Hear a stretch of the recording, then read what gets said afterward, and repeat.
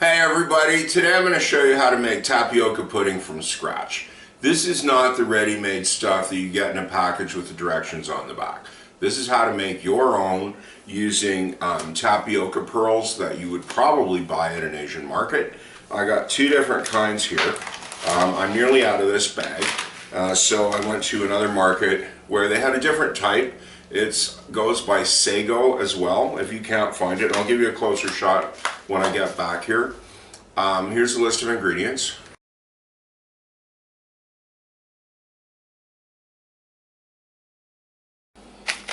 So you can see my open pack is called Tapioca Pearls, and this is from Thailand, which is ideal. This one is called Sago. That's the other name it goes by. You can see it's identical. This one is packed in Taiwan. So it's pretty much the same. Now, the eggs, I usually use large eggs, just white sugar.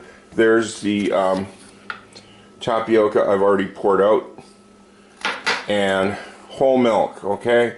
I wouldn't try this with skim or 2% or anything unless you're going to add a bit of coffee cream to it, because you just won't get a good pudding flavor.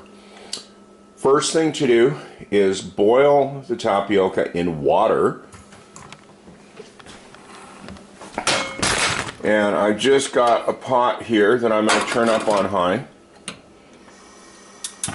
Some recipes will tell you to cook it directly in the milk. If you do that, you are going to get a very gummy tapioca. If you do it the way I do, you'll cook most of the starch off. You'll still get the flavor, you'll still get the texture, and it won't taste like glue. I've turned the light on so you can see better. I've got a pot of water going on medium-high. When the bubbles are just starting to come off the bottom before it hits a full boil, that's when you put the tapioca in. You don't want it boiling because it may froth over. And just sprinkle that in.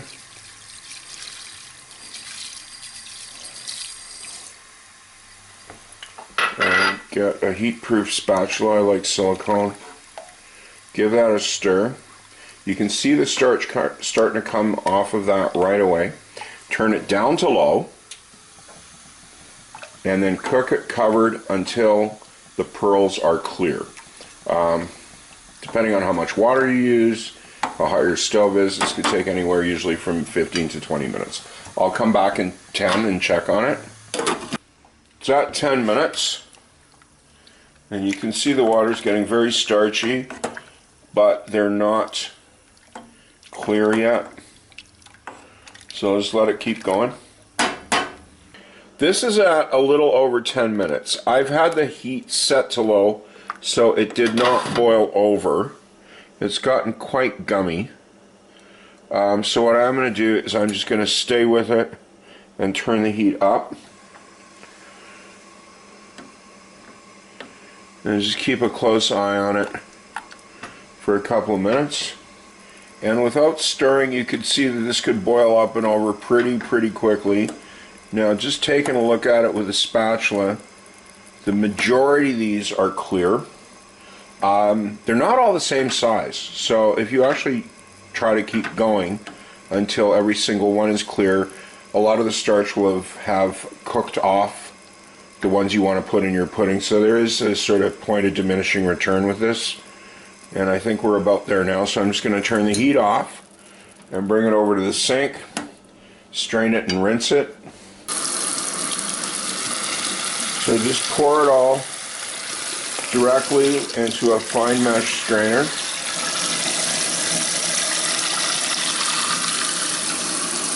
Rinse the pot out a bit. You're going to be cooking the pudding in here again, so you don't need to get another pot. Just give it a quick rinse.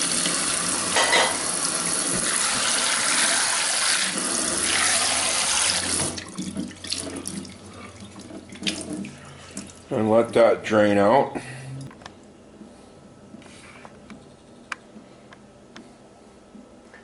It's got a slight pinkish color because of the starch, and you can see there the ones against the side are nearly clear all the way through, which is fine. Just set this in a bowl for the time being. Pour the milk back in your pan. And this you want to watch. Set it to medium-high heat, and you're going to just heat this up until the milk scalds. If you've never scalded milk before, you can tell when it's done because it will start to froth and get a really nice toasty smell. But you don't actually want it to hit full boil. So do stick around for this part. The milk is just about scalded, and I'll give you a really close zoom and tilt the pan a bit so you can see that sort of ice crystal thing that's happening on the top. That's the film forming, and you can see small bubbles coming, which means it's getting ready to boil. At this point, turn it right back down. Don't take it off the heat. It won't boil over.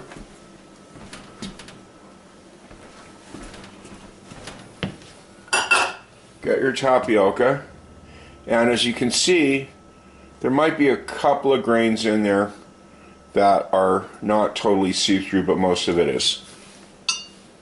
Get your spatula and just put that in the pan right away.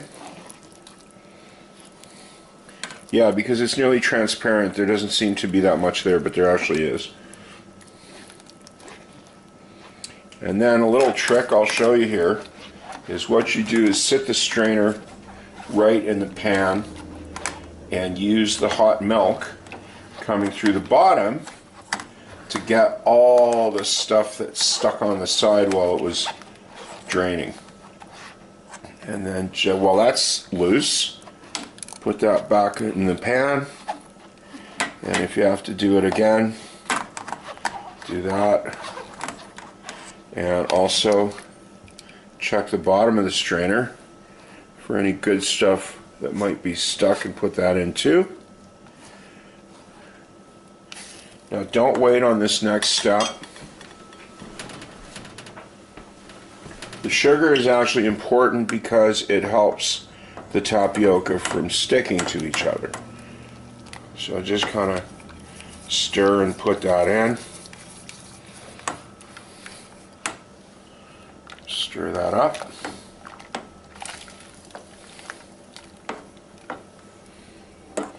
And the milk should have a really nice, warm, sort of smells like home odor. It's a little hard to see, so I'll zoom in. So you can tell that like the tapioca did not boil away. All those little dots are nice tapioca pearls that are cooking away in the milk. So leave this on low and give it a stir, oh, I don't know, every 5 or 10 minutes or so to let the tapioca cook in the milk and thicken up a little bit. Back after about 10 minutes, you can see it's forming a bit of a skin on the top, so it is thickening up a bit.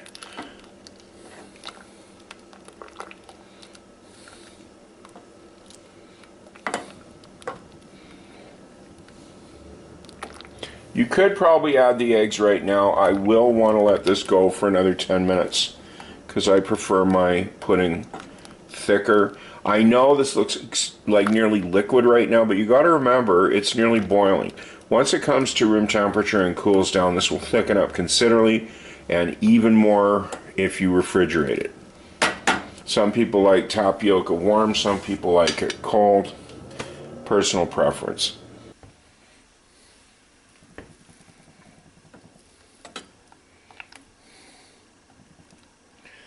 This has been another 10 minutes. It's gotten nice and thick. If some skin does form on the top, it's still hot enough that you can mix it in. I'm going to get the eggs mixed up in that bowl. I always like to keep the dishes to a minimum, so I just rinsed out the bowl that I had drained the tapioca in. Just had some starch in it, it's fine.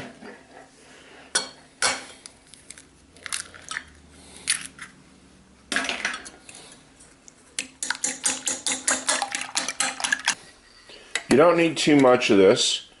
Just spoon up some of the hot tapioca. I just used the little dish the eggs were in, so that wasn't dirty. It's probably about a half a cup, that'll do it. At the beginning, just get a very small amount of this, maybe a couple of teaspoons or a tablespoon. And whip that into the beaten eggs. And get a bit more and continue like that. The point of this is to heat up the eggs gently before they hit the pudding, so you don't get pudding with scrambled eggs in it. You get more of a custard. That's in. Bottom of the bowl just feels warm, not hot. All the eggs are still liquid. And if there is a couple of clumps in it where egg white might have cooked, well, that's how people know it's homemade. If you do notice any darker brown bits floating to the top, that's not the pudding burning. What that is if any of the milk sugar caramelized while it was scalding, it will look a little brown. No harm done. So beat that up quickly and get your spatula and pour that in slowly with stirring.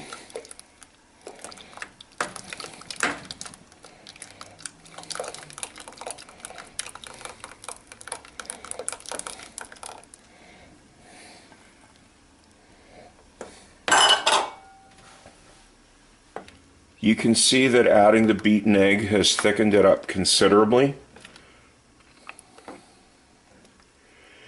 And what you can do now to finish it off, and stay by this, is turn the heat back up to around medium and stir it constantly until it thickens up to how much you like it. Just a couple of minutes later, you can see it has a nice creamy consistency even when it's hot. So what I'll do now is take it off the heat and just stir in the vanilla and then set it to cool. You can get a measuring spoon if you want. This is so much to taste that I just use a dessert spoon. Sprinkle that over the top.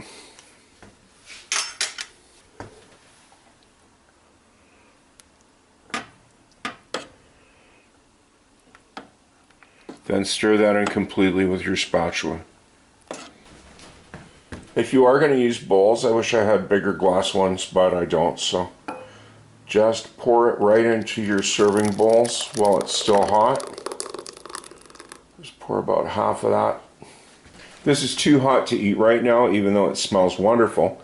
I'm going to let it cool off on the counter till it's just warm, and then I'll pick some up with a spoon so you can see the finished consistency.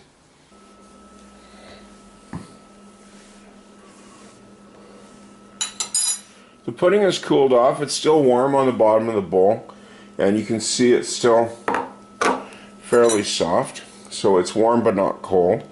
And I'll just put a spoon in so you get an idea of the consistency. And that's really nice. There's a skin on top. You can always avoid that when you're cooling puddings by putting plastic wrap on the top, but you always will end up taking some pudding with you. Or you can just stir it in while it's still warm, and no one will know, because this is still hot enough the skin will actually dissolve back into the pudding. So that's how you make tapioca pudding from scratch. I do hope you give this a shot. It's really good. I will taste a little bit now. And thank you for watching. Hope to see you again.